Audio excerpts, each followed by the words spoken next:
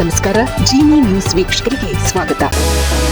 Iran ಮತ್ತು Israel ನಡುವೆ ಉಲ್ಬಣಗೊಳ್ಳುತ್ತಿರುವ ಯುದ್ಧದ ಭೀತಿಯ ಪರಿಸ್ಥಿತಿಯ ಹಿನ್ನೆಲೆಯಲ್ಲಿ ಪ್ರಧಾನಿ ನರೇಂದ್ರ ಮೋದಿ ಅವರು ಜಾಗತಿಕ ನಾಯಕರೊಂದಿಗೆ ದೂರವಾಣಿಯ ಮೂಲಕ ಮಾತುಕತೆ ನಡೆಸಿದ್ದಾರೆ. ಪ್ರಧಾನಿ ಮೋದಿ ಅವರು ಓಮನ್ನ ಸುಲ್ತಾನ್ ಹೈತಮ್ ಬಿನ್ ತಾರಿಕ್ ಹಾಗೂ ಮಲೇಷಿಯಾದ ಪ್ರಧಾನಿ ಅನ್ವರ್ ಇಬ್ರಾಹಿಂ ಅವರೊಂದಿಗೆ ಪಶ್ಚಿಮ ಏಷ್ಯಾದ ಪ್ರಸಕ್ತ ವಿದ್ಯಮಾನಗಳ ಬಗ್ಗೆ ಸುದೀರ್ಘ ಚರ್ಚೆ ನಡೆಸಿದ್ದಾರೆ. ಈ ಪ್ರದೇಶದಲ್ಲಿ ಶಾಂತಿ ಮತ್ತು ಸ್ಥಿರತೆಯನ್ನು ಮರುಸ್ಥಾಪಿಸುವ ಅಗತ್ಯವನ್ನು ಅವರು ಒತ್ತಿ ಹೇಳಿದ್ದಾರೆ. ಫ್ರೆಂಚ್ ಅಧ್ಯಕ್ಷ ಮ್ಯಾಕ್ರನ್ ಅವರೊಂದಿಗೂ ಸಂವಾದ ನಡೆಸಿರುವ ಮೋದಿ ಅವರು ಸಂಘರ್ಷವನ್ನು ತಡೆಗಟ್ಟಲು ಮತ್ತು ಪರಿಸ್ಥಿತಿಯನ್ನು ತಿಳಿಗೊಳಿಸಲು ರಾಜತಾಂತ್ರಿಕ ಮಾರ್ಗಗಳ ಮೂಲಕ ಪ್ರಯತ್ನಿಸಬೇಕು ಎಂಬ ಆಶಯ ವ್ಯಕ್ತಪಡಿಸಿದ್ದಾರೆ. ಹೆಚ್ಚುತ್ತಿರುವ ಉದ್ವಿಗ್ನತೆಯು ಜಾಗತಿಕ ಆರ್ಥಿಕತೆ ಮತ್ತು ಭದ್ರತೆಯ ಮೇಲೆ ಬೀರುವ ಪರಿಣಾಮಗಳ ಬಗ್ಗೆ ಪ್ರಧಾನಿ ಮೋದಿಯವರು ಆತಂಕ ವ್ಯಕ್ತಪಡಿಸಿದ್ದಾರೆ.